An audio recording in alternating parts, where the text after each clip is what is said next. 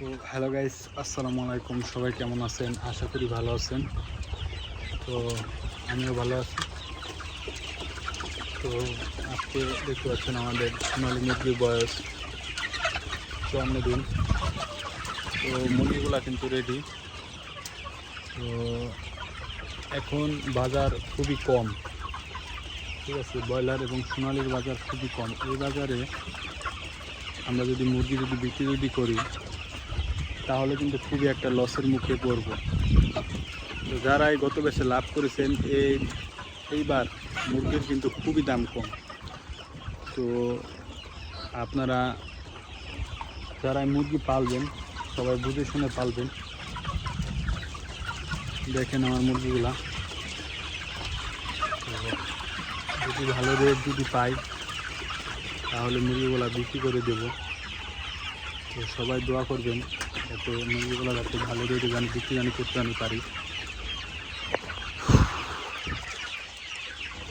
দেখেন আমার এখানে মোট 3000 সোনালী মুরগি আছে।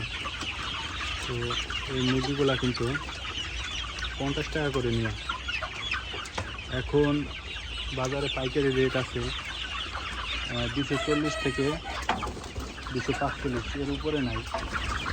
তো সকলেই ভাবছিল যে কুরবানির পর একটা দাম হবে, কিন্তু সেরকম দাম কিন্তু মুরগির কিন্তু হয় নাই, ঠিক আছে। এই দামটা না হওয়ার কারণে কিন্তু মুরগির খামারিরা ব্রয়লার এবং সোনালি যারাই আছেন খুবই কিন্তু লসের ভিতরে আছেন, ঠিক আছে। তো আমরা দেখতে পাচ্ছেন এই বাচ্চাগুলা নেওয়া হয়েছিল ভাই কোম্পানি থেকে। তো আজকে এ পর্যন্তই, আর কিছু বলার নাই, কারণ মনটা খুবই খারাপ। মুরগির বাজার খুবই কম। এই দামে মুরগি বিক্রি করলে মুরগির সাইজ কিন্তু কেজি কেজি হয়ে গেছে। দেখতেছেন মুরগির সাইজগুলো কিন্তু কেজি, কিন্তু মুরগির বাজারটা কিন্তু খুবই কিন্তু কম।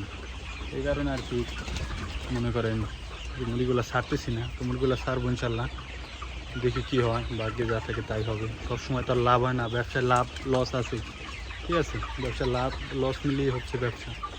তো দেখতে পাচ্ছেন আমার সোনালী মুরগি। তো সবাই ভালো থাকবেন, আল্লাহ হাফেজ।